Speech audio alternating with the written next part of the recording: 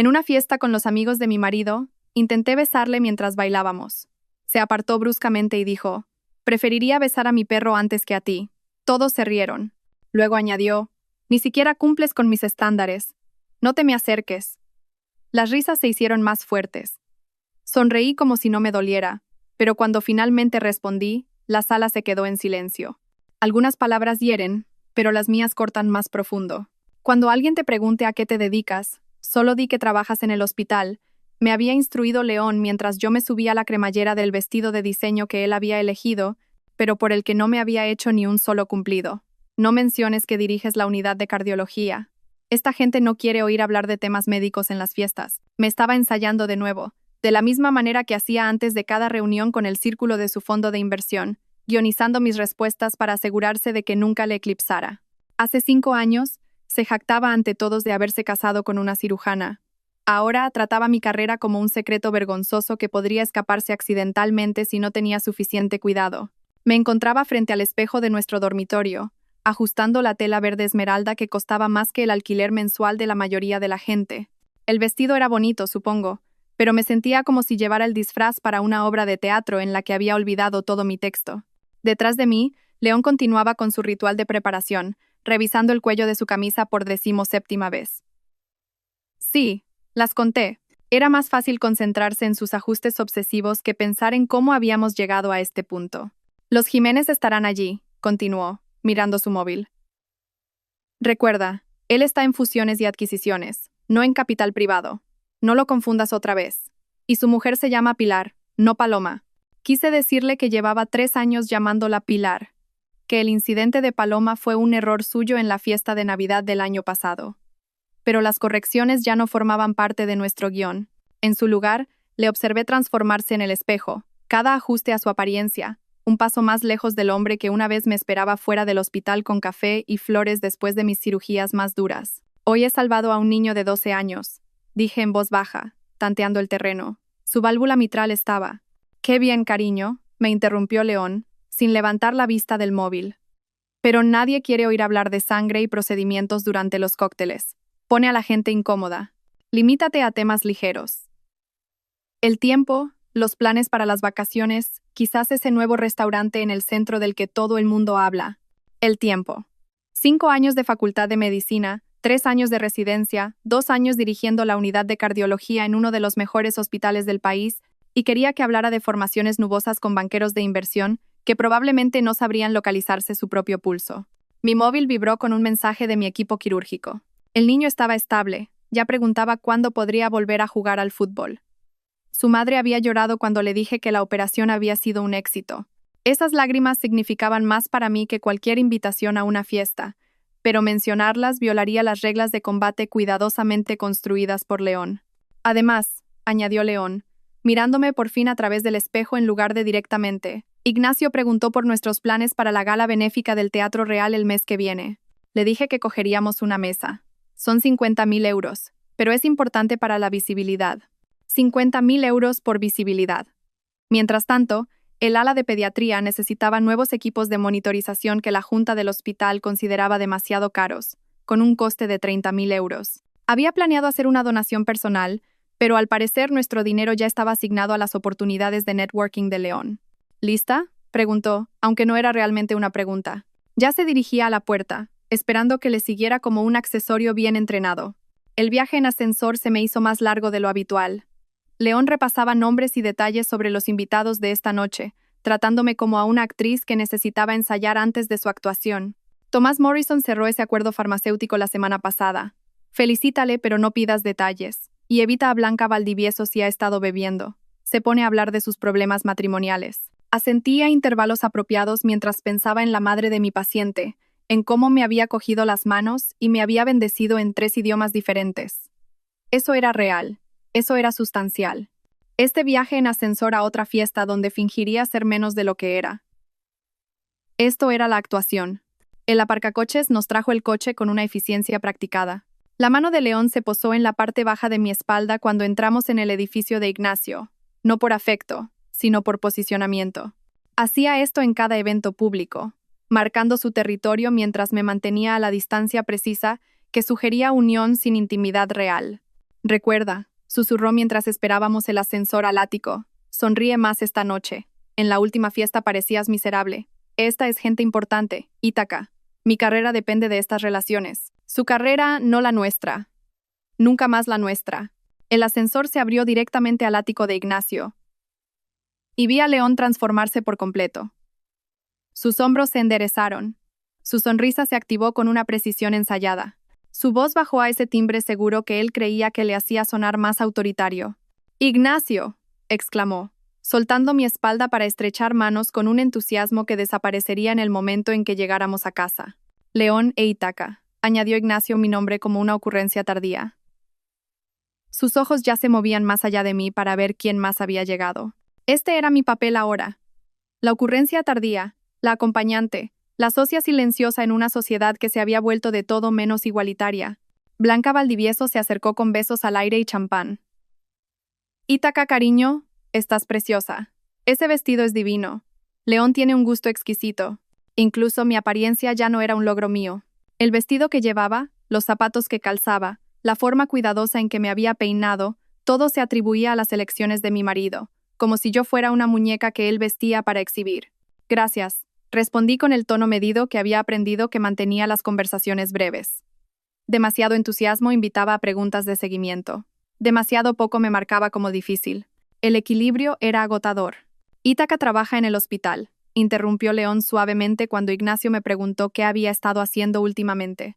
«Solo trabaja en el hospital, no, dirige la unidad de cirugía cardíaca, o ha salvado la vida de un niño hoy, o gana el doble que yo manteniendo a la gente viva.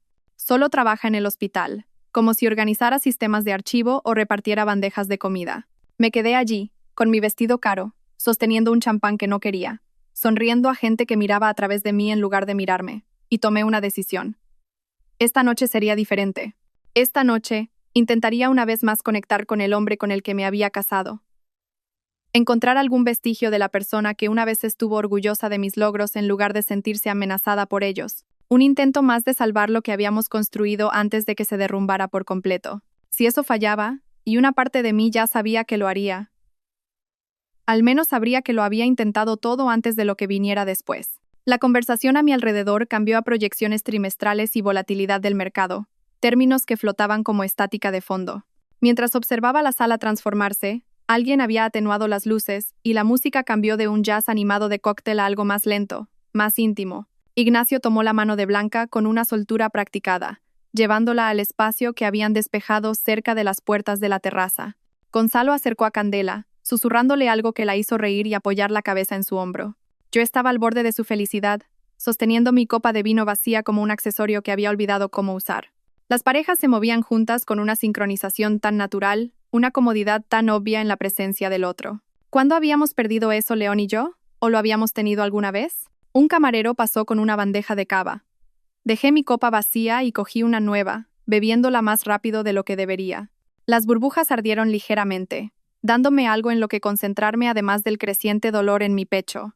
Al otro lado de la sala, León estaba enfrascado en una conversación con Ramiro y algún cliente cuyo nombre ya había olvidado, sus manos moviéndose animadamente mientras explicaba algo que los tenía a todos asintiendo como marionetas sincronizadas. La introducción de piano de una canción que reconocí llenó el espacio. Era similar a la que había sonado en la recepción de nuestra boda en el Hotel Palace 5 años atrás. No era la misma canción, pero lo suficientemente parecida como para que se me cortara la respiración. Esa noche, León me había sacado a la pista de baile vacía a las 2 de la madrugada, ambos descalzos y ebrios de champán y posibilidades. «Vamos a tener una vida tan bonita», me había susurrado al oído. «Hijos, una casa con jardín. Domingos por la mañana, leyendo el periódico en el porche. Todo, Ítaca. Vamos a tenerlo todo». El recuerdo me empujó hacia adelante antes de que pudiera pensarlo mejor. Mi mano encontró el codo de León, la tela de su traje de chaqueta, suave y cara bajo mis dedos. La conversación se detuvo a media frase. Ramiro me miró con una irritación apenas disimulada. El cliente parecía confundido, y la mandíbula de León se tensó de esa manera que significaba que había roto el protocolo. «Baila conmigo». Las palabras salieron más pequeñas de lo que pretendía, más una súplica que una invitación. Los ojos de León se dirigieron a sus colegas, calculando la matemática social del momento. Negarse quedaría mal. Aceptar interrumpiría su networking. Pude verle sopesando opciones, buscando el camino de menor resistencia. Caballeros, si me disculpan, dijo con una sonrisa que no llegó a sus ojos. El deber llama. El deber. En eso me había convertido. Su mano en mi cintura se sentía superficial, colocada a la distancia exacta que sugería matrimonio sin intimidad. Mi mano en su hombro se encontró con una tela que bien podría haber sido una armadura. Empezamos a movernos, pero era mecánico, como dos extraños siguiendo instrucciones de una clase de baile en lugar de un matrimonio compartiendo un momento. El acuerdo de Patterson parece prometedor, dijo. Sus ojos se centraron en algún lugar por encima de mi hombro, probablemente rastreando quién hablaba con quién, qué conexiones se estaban haciendo sin él. «Qué bien», murmuré, tratando de acercarlo más, de encontrar algún eco del hombre que una vez bailó conmigo hasta el amanecer. Su cuerpo se resistió, manteniendo esa cuidadosa distancia. Todo en él irradiaba impaciencia. El golpeteo de sus dedos contra mi cintura. La forma en que su peso se desplazaba como si ya estuviera planeando su salida. La vigilancia constante de la sala que significaba que no merecía su atención completa ni siquiera por un baile. A nuestro alrededor, otras parejas se balanceaban con una intimidad fácil. Blanca tenía los brazos alrededor del cuello de Ignacio, sus zapatos abandonados en algún lugar, riéndose de algo que él le había susurrado. Candela y Gonzalo apenas se movían, simplemente abrazándose como si el resto de la sala hubiera desaparecido. Incluso las parejas mayores, las que llevaban décadas casadas, se movían con una familiaridad cómoda que me oprimía el pecho. El vino, la música y el recuerdo de tiempos mejores crearon un momento de peligrosa esperanza. Quizás si pudiera salvar esta distancia, recordarle lo que solíamos tener. Vi a Blanca besar la mejilla de Ignacio. Vi a Gonzalo apartar el pelo de Candela con dedos suaves. Noté cómo cada pareja parecía existir en su propia burbuja privada de afecto. Me incliné. No pretendía ser dramático ni apasionado, solo un simple beso. El tipo de beso que las personas casadas se dan en las fiestas cuando la música es suave y la iluminación es indulgente. El tipo que dice, todavía estamos aquí, seguimos siendo nosotros, seguimos juntos a pesar de todo. León se echó hacia atrás tan violentamente que varias personas se giraron para mirar. Su rostro se contorsionó con un asco genuino, como si hubiera intentado forzarle a tragar algo tóxico. Y entonces, lo suficientemente alto como para que todos lo oyeran, tan claro que la música no pudo enmascararlo, dijo las palabras que se repetirían en mi mente para siempre: preferiría besar a mi perro antes que a ti. La risa fue inmediata y cruel. Ignacio casi derrama su bebida. La mano de Blanca voló a su boca en un shock delicioso. Ramiro incluso aplaudió como si León acabara de soltar un chiste que todos estaban esperando.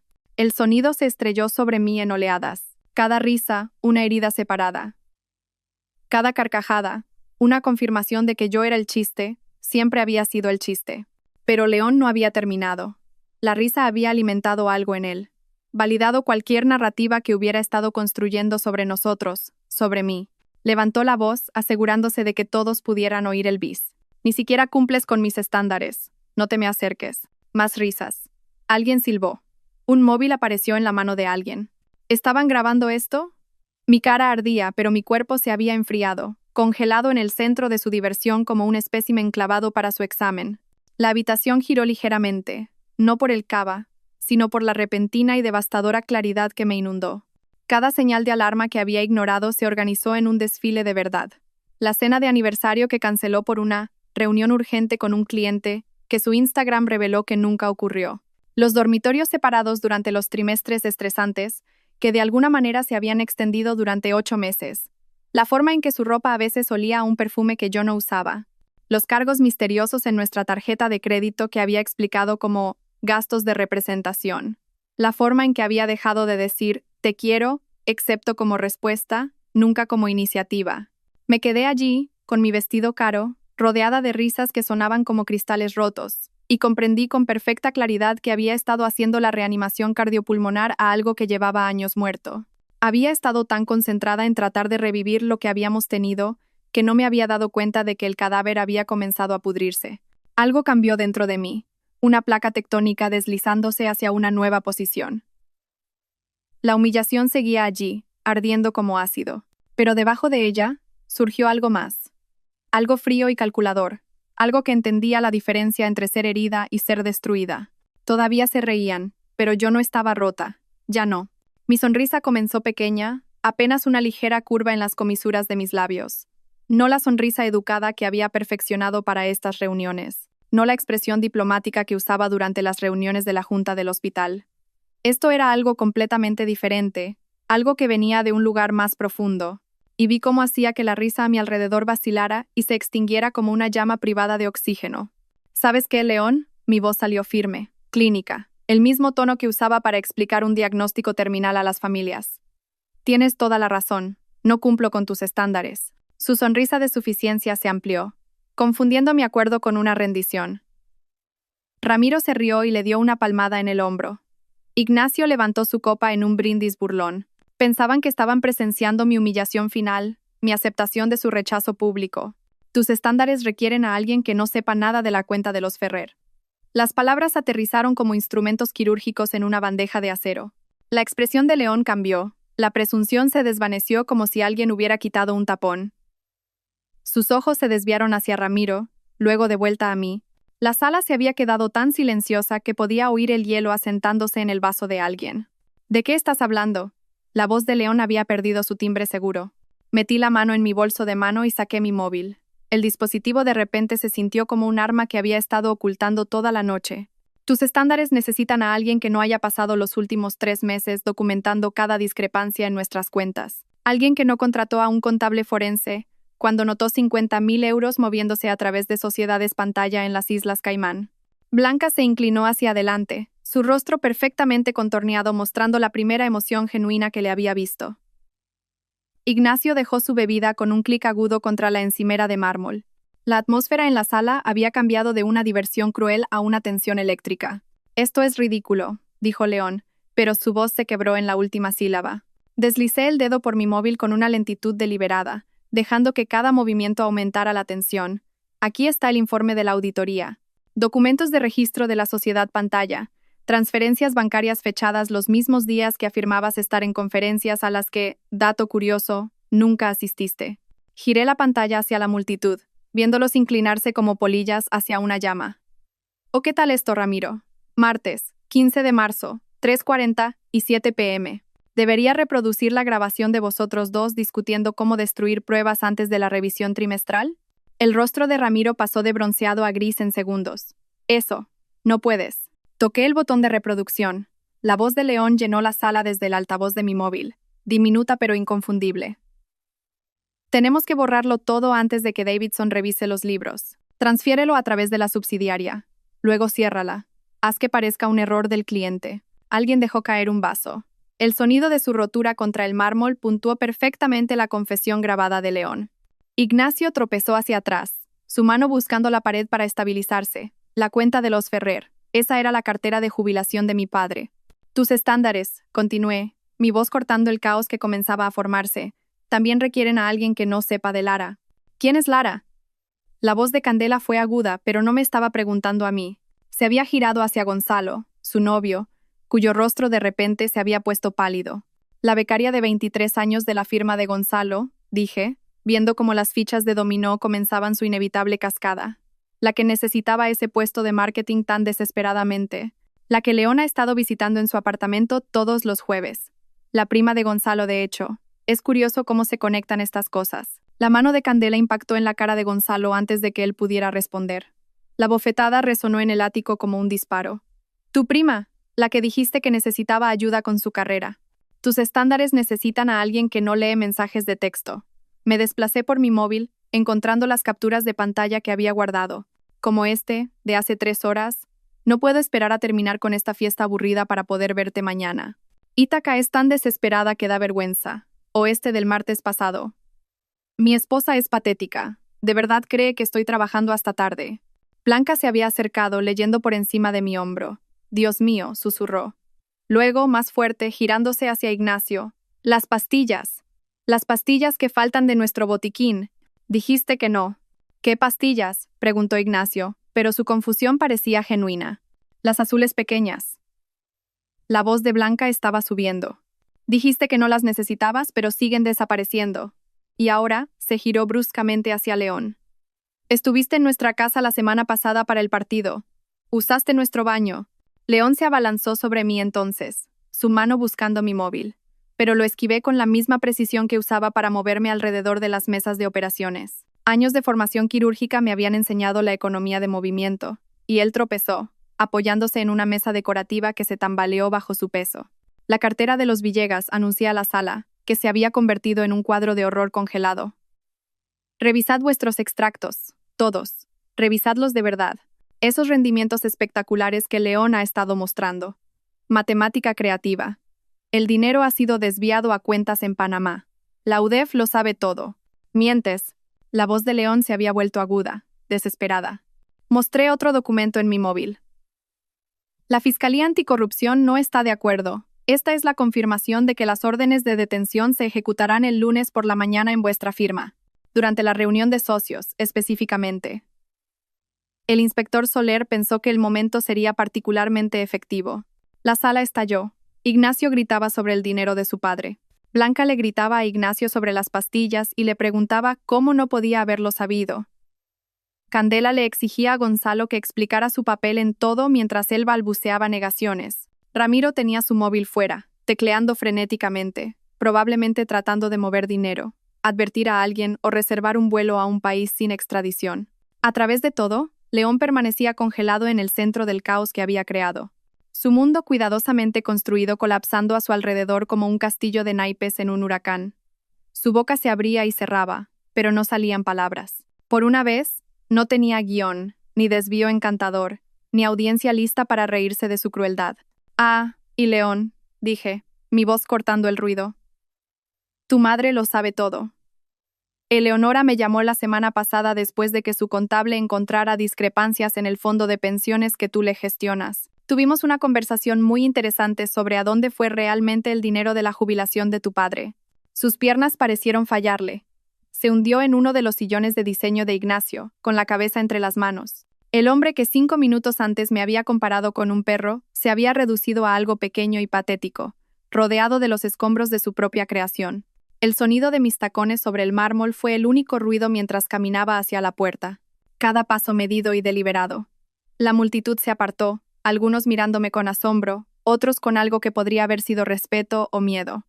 En la entrada del ático me volví por última vez. La escena era perfecta en su destrucción. Reyes y reinas del dinero reducidos a gritarse acusaciones unos a otros. La cuidadosa arquitectura social que habían construido se desmoronaba a medida que cada revelación exponía otra mentira, otra traición, otro crimen. Y en el centro de todo, mi marido no. Mi futuro exmarido sentado con la cara entre las manos, comprendiendo por fin lo que se sentía al ser desnudado y humillado frente a todos los que le importaban. Salí por la puerta del ático hacia el pasillo, mis tacones creando un ritmo agudo contra el suelo de mármol. Detrás de mí, el caos continuaba, voces alzadas en acusación, muebles raspando mientras la gente se movía, las estridentes demandas de respuestas de Blanca cortando todo lo demás. Pero delante de mí solo había silencio y las relucientes puertas del ascensor al final del pasillo. Mi mano estaba firme cuando pulsé el botón de llamada, aunque podía sentir la adrenalina comenzando a disminuir, dejando algo hueco a su paso. El ascensor llegó con un suave tintineo que parecía demasiado alegre para lo que acababa de ocurrir. Cuando entré, la voz de Blanca me llamó de repente desde atrás. Itatsa, espera. Estaba en la puerta del ático, con el maquillaje corrido, sosteniendo algo en la mano. El collar, una pieza de diamantes que había estado presumiendo toda la noche. Este collar, dijo con la voz temblorosa. Dijiste que se compró con los fondos del fideicomiso Sherman. Comprueba la fecha de compra con los registros de retirada. 28 de marzo, 40 y 2.000 euros. Las palabras salieron clínicas, objetivas. Quizás quieras quitártelo antes de que el bloqueo judicial de activos entre en vigor el lunes. Lo considerarán una prueba. Se arrancó el collar tan rápido que el cierre se rompió. Los diamantes se esparcieron por el mármol como promesas rotas. Las puertas del ascensor se cerraron mientras ella se apresuraba a recogerlos. Y de repente, estaba sola en ese pequeño espacio espejado, descendiendo. 30 segundos. Eso fue lo que me di. 30 segundos para temblar, para sentir la magnitud de lo que acababa de hacer. Mis manos temblaron mientras me agarraba a la barandilla, mis piernas de repente inestables con unos tacones que me habían sostenido durante cirugías de 12 horas, pero que de repente se sentían inadecuados para este momento. 28 segundos. 29. Sancher. Enderecé la espalda, saqué mi móvil y escribí un mensaje a mi abogada. Está hecho. Todo está en marcha. Presenta los papeles el lunes por la mañana. La respuesta fue inmediata. Grabaciones de seguridad. Lo tendrán todo. Asegúrate de que Soler lo sepa. El ascensor se abrió en el vestíbulo donde el portero asintió cortésmente, ajeno a la destrucción que ocurría 40 pisos más arriba. Afuera, el aparcacoches trajo mi coche. Había conducido por separado, sabiendo de alguna manera que necesitaría mi propia ruta de escape. El viaje a casa fue automático, la memoria muscular navegando mientras mi mente reproducía cada momento, cada palabra, cada expresión en el rostro de León mientras su mundo se derrumbaba. Nuestra casa estaba oscura contra las farolas, con el mismo aspecto que cuando nos fuimos hacía 3 horas, aunque todo había cambiado. Aparqué en el garaje y me senté un momento, mirando los palos de golf de León montados en la pared, su bicicleta de montaña que nunca usaba, las herramientas que nunca había abierto. Accesorios en la representación de una vida que él quería que la gente pensara que vivía. Dentro me moví con determinación. Caja tras caja subieron del trastero, las buenas que habíamos guardado de nuestros regalos de boda, resistentes y limpias. Su diploma de ICADE fue lo primero que quité de la pared. El marco más pesado de lo esperado. El cristal reflejaba mi rostro como una acusación. A la caja fue, seguido de su colección de gemelos dispuestos en su estuche de terciopelo. Cada par, un regalo de clientes cuyo dinero había estado robando. Mi móvil vibraba continuamente. El nombre de León aparecía una y otra vez. Lo dejé sonar mientras empaquetaba sus trajes, cada uno planchado y colgado en portatrajes. Sus zapatos, lustrados y emparejados. El reloj que su padre le había regalado por su graduación. Lo sostuve por un momento, recordando lo orgulloso que había estado, cómo se lo había mostrado a todos en la cena esa noche. Su padre, cuyo fondo de pensiones León había estado vaciando. Un mensaje de texto irrumpió. Ítaca, por favor, déjame explicarte. Luego otro. No entiendes la presión bajo la que he estado. Y otro. Has arruinado todo, mi vida entera. Seguido de. Te haré pagar por esto. Y luego. Por favor, vuelve. Podemos arreglarlo. El latigazo emocional de sus mensajes podría haberme afectado una vez. Ahora eran solo la evidencia de un hombre aferrándose a cualquier asidero mientras caía.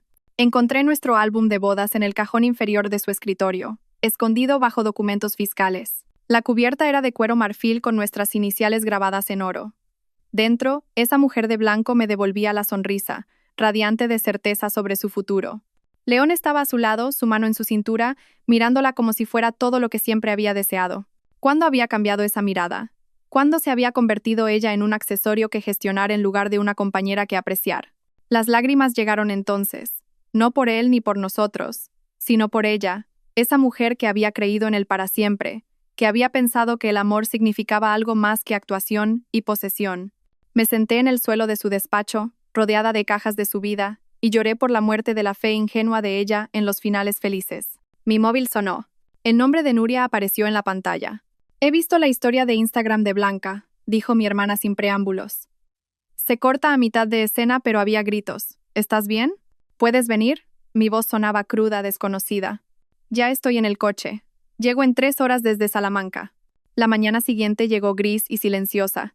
Nuria había llegado a las 2 de la madrugada con una maleta y una bolsa de la compra, encontrándome dormida en el sofá rodeada de cajas. Me había cubierto con una manta y había empezado a hacer café. El olor me sacó de sueños inquietos sobre diamantes que caían y suelos de mármol. «Tienes una reunión», dijo, dándome una taza. Inspector David Soler, 9 a.m., Café Gijón. Había olvidado que se lo había contado durante nuestra sesión de planificación nocturna. Soler ya estaba allí cuando llegué, sentado en un reservado de la esquina con una clara línea de visión hacia ambas salidas. Hábitos de la profesión, supuse. Se levantó cuando me vio. Profesional pero no antipático. Señora Herrera, pronto volverá a ser la doctora Morales. Asintió, comprensivo. Deslicé el pendrive por la mesa. 3 años de pruebas comprimidas en un dispositivo más pequeño que mi pulgar. Mi madre se dio cuenta al principio, expliqué. Es una contable jubilada, nos hace la declaración como un favor. Pequeñas discrepancias que no coincidían con nuestros ingresos declarados. Empecé a documentarlo todo después de eso. Soler revisó los archivos en su portátil, su expresión volviéndose más seria con cada documento. Esto es exhaustivo. Con lo que reveló anoche y esta documentación, tenemos suficiente para presentar cargos por delitos económicos graves. Los activos de León serán congelados al mediodía. Ignacio Valdivieso y Gonzalo Coleman ahora también están bajo investigación. ¿Y mi acuerdo de inmunidad? Blindado, usted no era consciente de la actividad criminal cuando comenzó. Lo denunció tan pronto como lo descubrió y está cooperando plenamente. Está protegida. De vuelta a casa, Nuria había reorganizado los muebles, empujando el sillón de León al garaje, centrando el sofá que yo había comprado antes de conocerle. El que él siempre se quejaba de que era demasiado blando, demasiado azul, demasiado algo. Odiaba este sofá, dije, hundiéndome en él. ¿Recuerdas cuando te hizo faltar al 70 cumpleaños de papá? Dijo Nuria de repente. Dijo que era una cena de clientes crítica. Asentí, recordando la decepción en la voz de nuestro padre cuando llamé para cancelar. Vi fotos en Instagram esa noche. Estaba en la inauguración de algún club con esa gente. Sin clientes, solo champán y gente que no eras tú. Nos sentamos en un silencio cómodo. Hermanas que se habían distanciado durante mi matrimonio, ahora encontrando el camino de vuelta. Nuria sacó su portátil y juntas empezamos a hacer listas. Citas con abogados, asesores financieros, apoyo terapéutico, pasos prácticos hacia una vida que sería solo mía. El lunes por la mañana llegó con un sol inesperado que se filtraba por las ventanas del hospital. Nuria se había ido a Salamanca al amanecer, prometiendo volver el próximo fin de semana, y yo había conducido al Hospital La Paz en piloto automático, mi mente cuidadosamente compartimentada entre la cirugía que tenía por delante y el conocimiento de lo que estaba sucediendo al otro lado de la ciudad. El paciente tenía 17 años, un jugador de fútbol de un instituto conocido de Madrid, que se había desplomado durante un entrenamiento con un defecto cardíaco no detectado previamente. Sus padres estaban sentados en la sala de espera, cogidos de la mano con la misma esperanza desesperada que había visto cientos de veces antes. Me concentré en sus rostros mientras explicaba el procedimiento, usando su miedo para anclarme en este momento, este propósito, esta vida que existía separada de la destrucción que se desarrollaba en los edificios de oficinas del centro. En el quirófano, mi equipo se reunió con una eficiencia practicada. El doctor Rodríguez, mi residente senior, estudiaba los monitores mientras tomaba notas. Sara, mi enfermera quirúrgica favorita, disponía los instrumentos con precisión metódica. Se movían a mi alrededor como una orquesta bien ensayada, sin saber que su directora estaba rastreando internamente el tiempo, sabiendo que exactamente a las 10 a.m., los agentes de la UDEF estarían entrando en Davidson, Klein, Associates. Bisturí, dije, mi voz firme a través de la mascarilla quirúrgica. El peso del instrumento en mi mano se sentía como la verdad, como algo real y con propósito. Aquí, en esta sala estéril con su ambiente controlado y objetivos claros, podía salvar una vida mientras otra vida, la que había construido con León, terminaba oficialmente. La cirugía se extendió hasta su tercera hora cuando el doctor Rodríguez comentó sobre mi inusual calma. Está diferente hoy, Dra. Morales, más concentrada de alguna manera. Si él supiera que cada corte preciso, cada sutura cuidadosa, era una meditación para no imaginar la cara de León cuando los agentes entraran en esa sala de conferencias. La reunión de socios siempre empezaba a las 10 en punto. Davidson estaría a mitad de su presentación sobre las proyecciones trimestrales cuando las puertas se abrieran. Las detenciones serían públicas, visibles, imposibles de maquillar o explicar. 4 horas después, nos encontramos con tejido cicatricial inesperado de una vieja lesión que el chico no había mencionado. Lo trabajé metódicamente, redirigiendo vasos con la misma paciencia que había usado para documentar 3 años de crímenes financieros. Cada desafío en esta cirugía podía resolverse con habilidad y persistencia. A diferencia de los matrimonios construidos sobre mentiras, los corazones realmente se podían reparar. 7 horas y 14 minutos después de la primera incisión, cerré la última sutura. El corazón del chico latía fuerte y constante en los monitores. Un ritmo que lo llevaría a través de décadas de partidos y graduaciones y toda la vida que León había intentado robar a los jubilados cuyas pensiones había saqueado. Un trabajo magnífico, dijo el doctor Rodríguez mientras nos lavábamos. Ese chico va a jugar en primera división gracias a usted. Me quité el gorro quirúrgico, mi pelo húmedo de sudor, y revisé mi móvil. 17 llamadas perdidas. 3 de números que no reconocía, probablemente periodistas. El resto de varios socios de la firma de León. La noticia se había hecho pública. En mi despacho apenas me había sentado cuando Blanca Valdivieso apareció en mi puerta. Atrás quedaba la mujer perfectamente arreglada de la fiesta del viernes por la noche. Su ropa de diseñador había sido reemplazada por un simple vestido de Sara. Su rostro sin maquillaje, excepto por las rayas de rímel que sugerían que había estado llorando en su coche. ¿Puedo pasar? Su voz era pequeña, insegura. Le indiqué la silla frente a mi escritorio. Se sentó con cuidado, como si pudiera romper algo, incluyéndose a sí misma. Ignacio fue arrestado hace 1 hora, dijo, las palabras saliendo a borbotones. Vinieron a casa, la UDEF. Tenían una orden. Se llevaron todo. Ordenadores, archivos, incluso nuestros móviles. Tuve que pedir prestado el móvil de mi vecina solo para hacer llamadas. Esperé, sin ofrecer consuelo ni condena, solo espacio para que continuara. Nuestras cuentas están congeladas. Todas. Incluso mi cuenta corriente personal de antes de casarnos. No puedo acceder a nada. Se rió, pero fue un sonido hueco, roto. Fui a 3 cajeros automáticos intentando sacar dinero para gasolina. La chica del banco me miró con tanta pena cuando me explicó el bloqueo judicial. Siento que estés pasando por esto, dije, y lo decía en serio. Cualesquiera que fueran las faltas de Blanca, ella no había orquestado los crímenes. ¿De verdad? Levantó la vista bruscamente. Porque yo me reí. El viernes por la noche, cuando León te dijo esas cosas, yo me reí. Me he reído de ti durante años, Ítaca. En cada fiesta, en cada reunión, todos lo hacíamos. Te llamábamos la reina de hielo, la cirujana robot que no sabía divertirse. La confesión quedó suspendida entre nosotras como un bisturí esperando para cortar.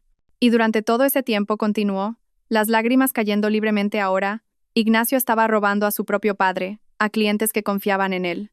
Tenía aventuras, múltiples aventuras. Aparentemente hay toda una tarjeta de crédito separada de la que nunca supe. El agente de la UDEF me preguntó por viajes a Ibiza que ni siquiera sabía que habían ocurrido. Sacó un pañuelo de su bolso, un bolso normal, no el de diseñador que solía llevar. Estaba tan ocupada sintiéndome superior a ti, riéndome de tu matrimonio, que nunca miré el mío. Estábamos viviendo la misma mentira, excepto que tú fuiste lo suficientemente lista como para verla. El teléfono de mi escritorio sonó. Lo dejé pasar al buzón de voz, pero la pantalla mostró un nombre que hizo que Blanca se estremeciera. Davidson, Klein, Associates. Me están llamando todos, dije. Ex colegas de León, algunos buscando información, tratando de averiguar su exposición, otros queriendo distanciarse, asegurarse de que yo sepa que no tenían ni idea de lo que estaba pasando. ¿Lo sabían?, preguntó Blanca. Mi móvil vibró con un mensaje de un número que reconocí. La ex asistente de León, Marta. Dra. Morales. Quería que supiera que todos sabíamos lo de Lara, y lo de las otras también. Siento que nunca dijéramos nada.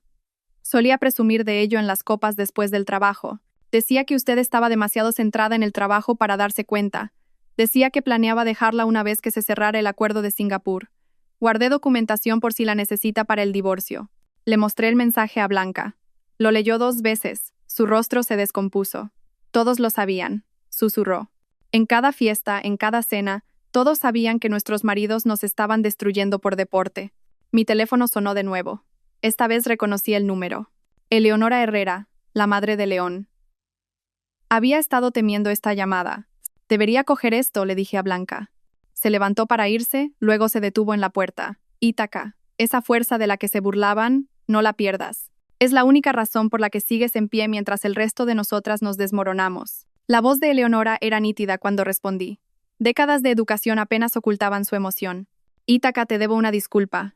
Ni hola ni cómo estás. Directa al grano, como siempre. He sido una suegra terrible. Desaprobé tu carrera. Pensé que deberías centrarte en darme nietos. Te critiqué por no apoyar adecuadamente las ambiciones de León. No dije nada, dejándola continuar. Contraté a un investigador hace 6 meses, dijo.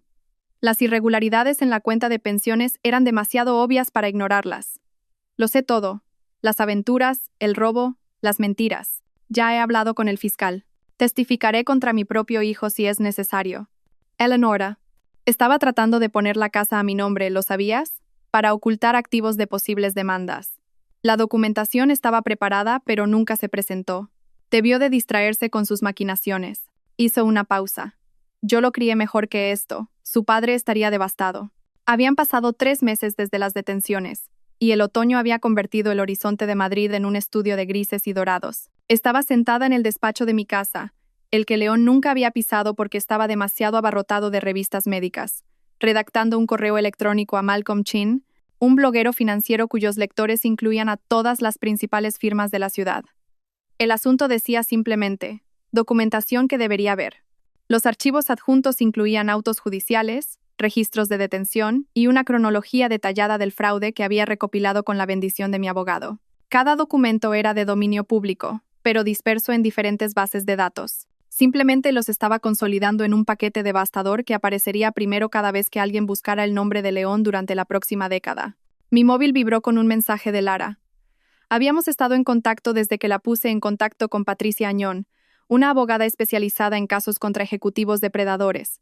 Demanda presentada esta mañana. Estrés emocional y discriminación por embarazo. Patricia dice que el momento con la publicación de tus documentos es perfecto. Gracias, Ítaca. Nunca esperé convertirme en aliada de la amante de mi marido, pero Lara también había sido una víctima. 23 años, le dijeron que era especial. Le prometieron un futuro que nunca se materializaría. Ahora estaba embarazada de 7 meses, viviendo con sus padres en un pueblo de Extremadura, reconstruyendo una vida que León había descarrilado con sus mentiras. Esa noche asistí a la gala benéfica del Hospital Infantil Niño Jesús, el mismo evento donde había conocido a León hacía 6 años. En aquel entonces yo había sido la joven y prometedora cirujana que él había cortejado. Ahora entraba sola, mi presencia creando ondas de conversaciones susurradas por todo el salón de baile. Ítaca, querida, se acercó Margarita Valderrama, con la sonrisa tensa por la curiosidad. Qué valiente por tu parte venir. Valiente. Como si asistir a un evento benéfico requiriera valor. Como si yo fuera la que debería esconderse. El ala infantil necesita apoyo independientemente de las circunstancias personales. Respondí, aceptando una copa de champán de un camarero que pasaba. A lo largo de la noche, observé cómo se desarrollaba la coreografía social. Los antiguos colegas de León se agrupaban en las esquinas, sus cuerpos en ángulo lejos de cualquiera manchado por la asociación con el escándalo. Los antiguos clientes de Ignacio se movían por la sala como refugiados, tratando de establecer nuevas alianzas mientras sus activos congelados los dejaban en apuros. Cerca de las mesas de la subasta silenciosa, oía a la esposa de Ramiro, Jessica, hablar con un pequeño grupo de mujeres. No teníamos ni idea, por supuesto. Ramiro apenas conocía a León fuera de las funciones de trabajo. Activé la aplicación de grabación en mi móvil, manteniéndolo casualmente a mi lado. Por favor, se rió otra mujer. Ramiro estaba en todas las cenas de chicos. ¿Recuerdas ese viaje a Ibiza el año pasado? Mi marido dijo que prácticamente estaban celebrando algo. Ahora sabemos que, el acuerdo de Singapur. Jessica lo admitió. Su voz bajó. Ramiro lo mencionó una vez. Dijo que León había encontrado una solución creativa al problema de financiación. Deberíamos haber sabido que creativa significaba ilegal. Estas admisiones, estos pequeños reconocimientos de ceguera voluntaria, eran los ladrillos de una estructura mayor de responsabilidad. A mi abogada le interesaría mucho el conocimiento previo de Ramiro sobre el acuerdo de Singapur. Los trámites del divorcio habían comenzado 2 semanas antes, y León había llegado con una estrategia que era impresionante en su audacia. Su abogado argumentó que mis sustanciales ingresos como cirujana deberían tenerse en cuenta en el acuerdo, que mis ganancias deberían compensar su actual incapacidad para trabajar debido al proceso penal. Su señoría, había declarado el abogado de León, ladrá. Morales ganó más de 400,000 euros el año pasado. La carrera del señor Herrera ha sido destruida por unas acusaciones. Por unos cargos de la Fiscalía Anticorrupción, interrumpió mi abogada, Diana. No acusaciones, cargos basados en pruebas que ladrá. Morales proporcionó tras descubrir la actividad delictiva de su marido. Diana entonces sacó una carpeta que hizo que León palideciera visiblemente. Hemos descubierto carteras de criptomonedas a nombre del señor Herrera que contienen aproximadamente 200,000 euros en Bitcoin comprados en los últimos 18 meses. Además, hay una colección de arte valorada en 300,000 euros almacenada en una instalación climatizada en Alcobendas a nombre de su madre, pero pagada con bienes gananciales. Cada revelación era otro corte, preciso y calculado. El abogado de León se esforzó por responder, pero Diana no había terminado. También está el asunto del registro del barco en Menorca, la propiedad de inversión en la Sierra de Guadarrama que nunca declaró, y la caja de seguridad en un banco privado que contiene monedas de oro y bonos al portador. Al final de esa vista, la posición de León se había desmoronado por completo. Saldría del matrimonio con los honorarios de su abogado de defensa penal y nada más. 2 días después de la vista de divorcio, Candela Coleman me contactó. La esposa de Gonzalo había descubierto su propio alijo de pruebas y quería comparar notas. Nos reunimos en una tranquila cafetería de Chamberí, 2 mujeres unidas por la peculiar hermandad de la traición. Gonzalo lo grababa todo, dijo Candela deslizando un pendrive por la mesa. Tenía esta aplicación en su móvil que grababa automáticamente las llamadas, incluidas las de León. Las grabaciones eran condenatorias, conversaciones sobre cómo mover dinero, discusiones sobre otras cuentas que tenían en el punto de mira, bromas sobre cómo sus esposas eran demasiado estúpidas o confiadas para darse cuenta. En un intercambio particularmente escalofriante, se reían de una maestra jubilada cuya pensión entera habían vaciado. Se llamaba Doña Carmen, dijo Candela. Enseñó en primaria durante 40 años. Se lo quitaron todo de su plan de pensiones. Esa conversación llevó a otra revelación. Candela había sido contactada por otras 5 mujeres, todas conectadas al escándalo de diversas maneras. Algunas eran esposas de co-conspiradores. Otras eran víctimas cuyos maridos habían visto saqueadas sus cuentas de jubilación. Organizamos una reunión en mi casa la semana siguiente. 7 mujeres se reunieron en mi salón un jueves por la noche. Teníamos entre 23 y 68 años, unidas por nuestra conexión a esta red de crimen financiero y violencia emocional. Estaba Margarita Chin, cuyo plan de pensiones entero de su marido había desaparecido. Patricia Williams, cuyo marido había sido socio de Ramiro antes de que la firma colapsara. Linda Martínez, que descubrió que su marido había estado facilitando el blanqueo de dinero. No somos solo víctimas, dije, abriendo la reunión. Somos testigos. Tenemos información que puede ampliar esta investigación, asegurar que todos los implicados rindan cuentas. Margarita asintió con firmeza. He estado documentándolo todo durante meses. Mi marido pensaba que no entendía de finanzas porque enseñaba en primaria. Se equivocaba. Con vino y pruebas cuidadosamente organizadas, construimos nuestro caso. Cada mujer aportó piezas, conversaciones grabadas, documentos sospechosos, registros financieros que no cuadraban. Patricia tenía correos electrónicos que demostraban que el crimen se remontaba a 5 años atrás. Linda tenía fotografías de reuniones que supuestamente nunca se celebraron. Pensaban que éramos adornos, dijo Linda, su voz firme con una ira controlada. Cosas bonitas para exhibir en fiestas mientras construían sus imperios sobre el robo. Nunca imaginaron que estábamos prestando atención.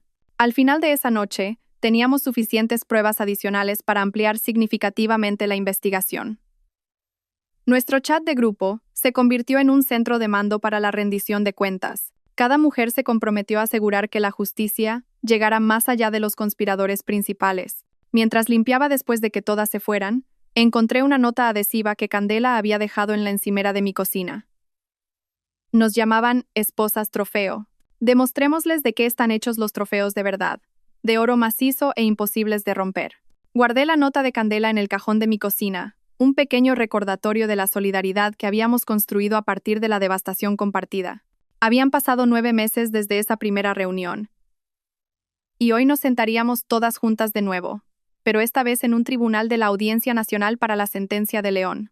El juzgado se erguía contra un duro cielo de febrero, sus columnas de piedra caliza pareciendo ya barrotes. Llegué temprano, queriendo revisar mi declaración de impacto de la víctima una última vez. El papel temblaba ligeramente en mis manos, no por miedo, sino por el peso de hablar por tantos que habían sido silenciados por la vergüenza y la confusión. La sala se llenó gradualmente. Eleonora llegó vestida de negro, su rostro compuesto, pero envejecido por meses de revelaciones sobre el hijo que había criado.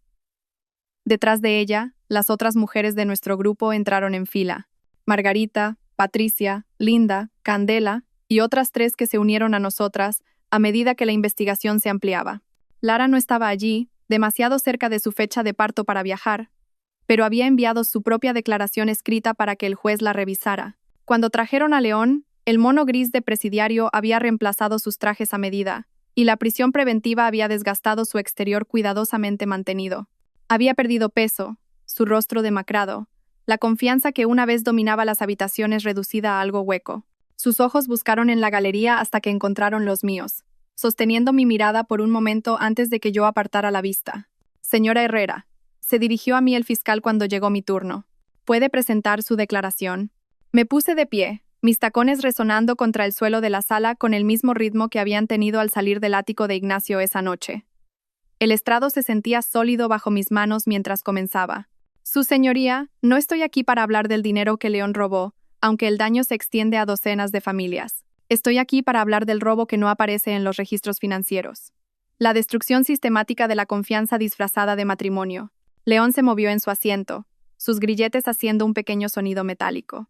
Durante 5 años, estuve casada con un hombre que trataba la crueldad como entretenimiento, que me humillaba públicamente en reuniones sociales, y luego me hacía creer que era demasiado sensible cuando me oponía. Encontré recibos escondidos en su despacho, joyas, bolsos de diseño, tratamientos de spa, regalos comprados pero nunca entregados, guardados como trofeos de engaño, mientras me decía que necesitábamos presupuestar con más cuidado.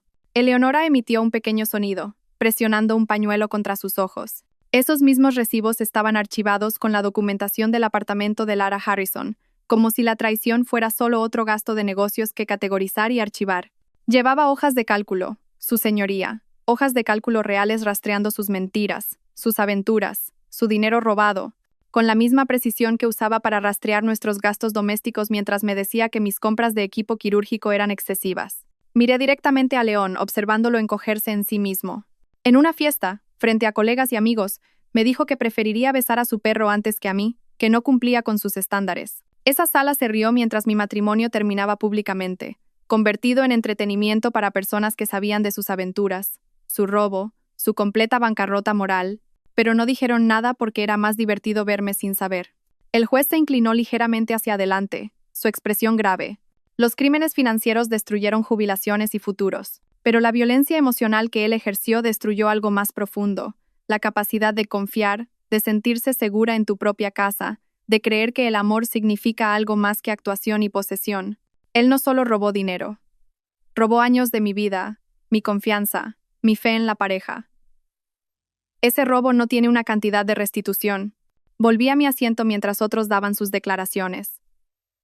Doña Carmen, la maestra jubilada, hablando de perder toda su pensión. El padre de Ignacio, describiendo la traición de confiar en el mejor amigo de su hijo. La declaración escrita de Lara leída en voz alta sobre la depredación en el lugar de trabajo y las promesas abandonadas. Cuando el juez finalmente habló, su voz llevaba el peso de todo lo que había oído.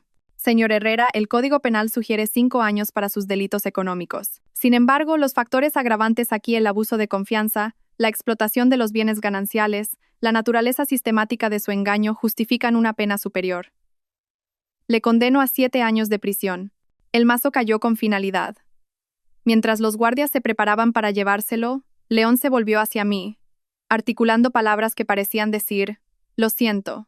Pero yo ya me estaba dando la vuelta, buscando la mano de Candela, luego la de Margarita, creando una cadena de mujeres que habían sobrevivido a una devastación similar y habían encontrado fuerza en la verdad compartida. Eleonora se acercó mientras salíamos de la sala. «Ítaca», lo que dijo ahí dentro. «Nunca entendí por lo que te hizo pasar. Te fallé como suegra, y lo siento profundamente. Esa noche, mi apartamento se llenó con las mismas mujeres que se habían reunido meses antes, pero la atmósfera había cambiado de duelo a algo parecido a la esperanza. Candela llegó con champán comprado con fondos de los activos incautados de Gonzalo, un detalle que nos hizo sonreír a todas con gravedad. Por la justicia levantó su copa Margarita. Por la supervivencia, añadió Patricia. Por no volver a callarnos nunca, concluyó Linda. Compartimos actualizaciones sobre nuestras nuevas vidas. Candela había vuelto a la universidad, persiguiendo la carrera de Derecho que había abandonado cuando Gonzalo la convenció de que no necesitaban 2 carreras. Margarita había iniciado una fundación para ayudar a las víctimas mayores de fraude financiero. Patricia estaba saliendo de nuevo, lentamente, con cuidado, pero con esperanza.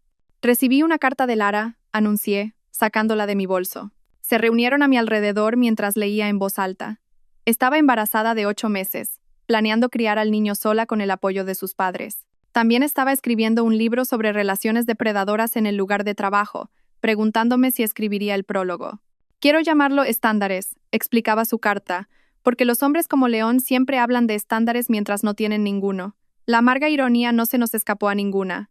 A medida que la noche terminaba y las mujeres comenzaban a irse, cada partida iba acompañada de largos abrazos y promesas de mantener nuestras cenas mensuales. Nos habíamos convertido en una familia improbable, unidas por la traición, pero definidas por nuestra resiliencia. Candela fue la última en irse, deteniéndose en mi puerta. ¿Sabes qué fue lo que más me impactó de tu declaración hoy? No solo expusiste lo que hizo, expusiste quién era realmente. Hay algo poderoso en ese tipo de verdad. Después de que se fue, me quedé junto a la ventana mirando las luces de la ciudad. En algún lugar de una prisión, León estaba comenzando su sentencia de 7 años. En algún lugar de Extremadura, Lara se preparaba para la maternidad. En algún lugar de esta ciudad, otras mujeres vivían con secretos similares, vergüenza similar, confusión similar sobre el amor frente al control. Pensé en la mujer que había sido en la fiesta de Ignacio, de pie, congelada, mientras extraños se reían de mi humillación. Se sentía como alguien que había conocido una vez, pero que apenas podía recordar ahora. En su lugar, había alguien más dura, quizás, pero también más clara. Alguien que entendía que la verdadera fuerza no consistía en soportar la crueldad, sino en exponerla por completo y sin disculpas. La luz de la mañana se filtraba por los ventanales del antiguo ático de Ignacio, proyectando largas sombras sobre los suelos de mármol que habían sido testigos de mi humillación pública exactamente un año antes. La agente inmobiliaria, una mujer enérgica llamada Beatriz, que no conocía la historia de este espacio, gesticulaba con entusiasmo hacia la vista. El vendedor está muy motivado, dijo, su voz resonando en las habitaciones vacías. Los administradores concursales quieren venderlo rápidamente. A la mitad del precio de compra original, es una oportunidad increíble. Caminé hasta el lugar donde me había quedado congelada, mientras León me comparaba con un perro, pasando la mano por el frío cristal. Las puertas de la terraza estaban abiertas, y podía ver el espacio donde las parejas habían bailado esa noche. El mismo mármol, las mismas paredes, pero despojadas de muebles y pretensiones. Parecía más pequeño, de alguna manera, menos intimidante. Los gastos de comunidad son razonables para una propiedad de este calibre, continuó Beatriz, consultando su tableta, y con su importe preaprobado, podría fácilmente. Paso, dije en voz baja, sorprendiéndome a mí misma con la certeza de mi voz. Beatriz pareció confundida. Pero ni siquiera ha visto la suite principal o él. No necesito ser dueña de este espacio para saber que ya lo he conquistado. Me aparté de la ventana, echando un último vistazo a la habitación vacía. Algunas victorias no requieren posesión. A veces, marcharse es el verdadero triunfo. Mientras el ascensor descendía, me sentía más ligera con cada piso que pasábamos. No necesitaba transformar ese ático en otra cosa. Mi transformación ya había ocurrido, sin necesidad de reclamar esa propiedad en particular. 2 semanas después, mi artículo apareció en la revista Clínica Española. Cuando el éxito ciega, profesionales de alto rendimiento y el engaño en la pareja, examinaba cómo los individuos centrados en su carrera, particularmente en medicina y derecho, a menudo pasaban por alto las señales de abuso emocional y financiero en sus relaciones personales. La respuesta fue inmediata y abrumadora. El correo electrónico de mi hospital se llenó de mensajes de otros médicos, abogados, ejecutivos, en su mayoría mujeres, pero también algunos hombres, compartiendo sus propias historias de cómo el éxito profesional los había convertido en objetivos de parejas depredadoras que veían el logro como algo que explotar en lugar de admirar. La Universidad Complutense de Madrid fue la primera en contactar, invitándome a hablar en su conferencia sobre bienestar médico. Luego la Universidad de Barcelona, la de Navarra y docenas de otras instituciones. Cada charla revelaba el mismo patrón. Profesionales consumados tan centrados en sus carreras que habían justificado las señales de alarma como estrés, descartado la crueldad como amor duro, racionalizado la explotación como compañerismo. Tu artículo salvó mi matrimonio, me dijo una joven residente después de una charla en Barcelona. No porque me ayudara a arreglarlo, sino porque me ayudó a darme cuenta de que no quedaba nada que arreglar. Había estado haciendo la reanimación cardiopulmonar a algo que murió hace años. Esa frase, hacer la reanimación cardiopulmonar a algo ya muerto, había resonado en tantos lectores que se convirtió en el título no oficial de mis charlas. 3 meses después de la publicación del artículo, estaba en el jardín de mis padres en A Coruña, viendo a mi padre soplar 70 velas en un pastel que mi madre había pasado 2 días perfeccionando. Los mismos familiares que habían asistido a mi boda con León estaban aquí, pero la atmósfera era diferente ahora, más ligera. Ya nadie fingía. Nunca me gustó, anunció mi tía Patricia después de su 3ª copa de vino. Su apretón de manos era demasiado firme, como si intentara demostrar algo. Dijiste que parecía encantador, le recordó mi madre. Dije que sus dientes eran muy blancos. No es lo mismo. Todos se rieron, y me di cuenta de que esta era la primera reunión familiar donde la ausencia de León se sentía como una presencia que valía la pena celebrar en lugar de evitar. Ítaca querida, me llamó mi padre. Ven aquí. Hay alguien a quien quiero que conozcas como es debido. El inspector David Soler estaba cerca del jardín que mi madre cuidaba religiosamente, luciendo sorprendentemente cómodo en vaqueros y una camisa informal en lugar de su habitual atuendo. Habíamos desarrollado una amistad inesperada durante los meses de preparación del juicio, construida sobre el respeto mutuo y absolutamente cero connotaciones románticas. Tu padre me invitó, explicó David, algo avergonzado. Dijo que tenía que probar la empanada de tu madre antes de poder afirmar que entendía Galicia. Y, pregunté, te cambia la vida, admitió. Puede que necesite la receta como prueba. Mi padre sonrió, claramente complacido con su intento de emparejamiento, a pesar de mis repetidas explicaciones de que David y yo éramos simplemente amigos. Lo que mi padre no entendía, lo que la mayoría de la gente no entendía, era lo valiosa que era esa amistad. David me trataba como a una igual. Buscaba mi opinión en casos de delitos financieros contra cónyuges. Nunca sugirió que mi fuerza fuera intimidante o que mi éxito fuera excesivo. Eleonora llamó ayer. mencionó David en voz baja mientras mi padre se distraía con la llegada de los nietos. León está apelando su sentencia. Que lo haga, dije, viendo a mi madre mimar a los hijos de mi hermana. Las apelaciones requieren nuevas pruebas. Todo lo que tiene son las mismas viejas mentiras en un orden diferente. 6 meses después, estaba en un quirófano preparándome para una de las cirugías más delicadas de mi carrera. La hija de 17 años de la senadora Rebeca Valdés necesitaba una reparación de válvula compleja, el tipo de procedimiento que requería precisión absoluta y manos firmes. 7 horas después, salí de la cirugía para encontrar a la senadora esperando con lágrimas en los ojos. «Le ha salvado la vida», dijo, agarrando mis manos. «¿Cómo podré pagárselo?» «Estaba haciendo mi trabajo», respondí, la misma respuesta que daba a cada padre agradecido. «No», dijo ella con firmeza. «Esto es más que un trabajo. Es un don». ¿Ha considerado alguna vez la política sanitaria? Estoy formando una comisión en el Senado sobre la reforma del acceso a la sanidad. Necesitamos voces como la suya. Personas que entiendan tanto el coste humano como las realidades prácticas. Pensé en la oferta durante las semanas siguientes. Significaría menos tiempo en cirugía, más tiempo en el Senado, menos curación directa, más cambio sistémico. El tipo de oportunidad por la que León habría matado. El prestigio, el poder, la proximidad a la influencia. Pero yo no era León, ya no necesitaba la validación externa para saber mi valor. De pie en mi despacho, mirando la carta de aceptación para el puesto en la comisión, pensé en esa mujer en la pista de baile, la que se inclinó para un beso y recibió una humillación pública en su lugar. Había estado tan desesperada por la conexión que había ignorado cada señal de advertencia, cada bandera roja, cada momento de crueldad disfrazado de humor. Esa mujer había necesitado ser destruida para que ésta surgiera. La crueldad de León no me había roto. Había roto el caparazón en el que no sabía que vivía.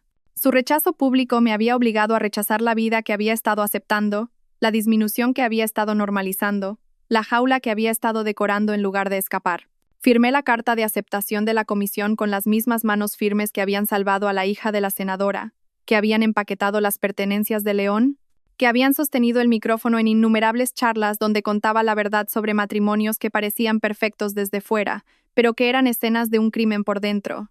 La mujer que se quedó congelada en esa pista de baile se había ido. En su lugar había alguien que entendía que el verdadero poder no provenía de ser elegida, validada o incluida. Venía de elegirse a una misma, validar tu propio valor e incluir tu propia voz en conversaciones que importaban. Algunas palabras hieren, otras sanan, pero las palabras más verdaderas, las que cortan más profundo, son las que finalmente nos decimos a nosotras mismas. Merezco algo mejor.